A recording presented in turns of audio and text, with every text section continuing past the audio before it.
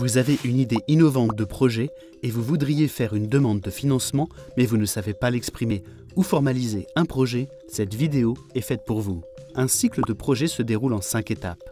Évaluation des besoins, formalisation, financement, réalisation et évaluation. Cette vidéo abordera les phases d'évaluation des besoins et de formalisation. Un projet efficace est dirigé vers ses bénéficiaires. Identifiez donc leurs besoins.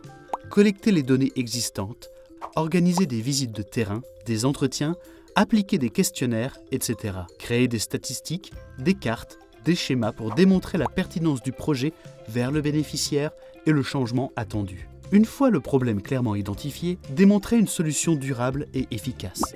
Par exemple, les jeunes n'ont pas suffisamment d'expérience. C'est pourquoi il leur est difficile de trouver un emploi dans leur domaine.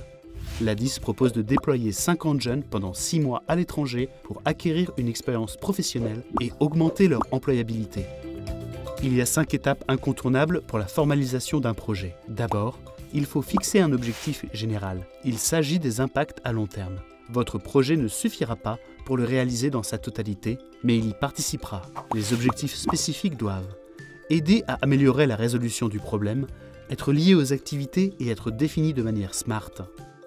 Définir des objectifs SMART spécifiques, c'est fixer une action par objectif. Mesurable, par exemple 50 jeunes déployés. Vérifiez que l'objectif est atteignable, ne soyez pas trop ambitieux. Rendre l'objectif réaliste, c'est se donner les moyens de le faire. Fixez un objectif dans le temps, par exemple en 2 ans. Les résultats attendus permettent de mesurer le changement attendu. Ils doivent être en cohérence avec les objectifs spécifiques et les activités. Planifiez les activités le plus justement possible. Pour chaque activité, détaillez où, quand, comment, qui, combien. Listez toutes les activités dans un plan d'action. N'oubliez pas les impacts socio-économiques, organisationnels et environnementaux du projet. Les effets de votre intervention à moyen et long terme, 5 à 10 ans.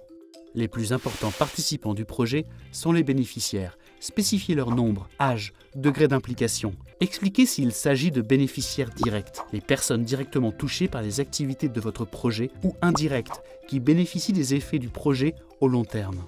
Très souvent, les projets se font en partenariat. Vous avez donc besoin de partenaires. Ils peuvent être locaux, nationaux ou internationaux.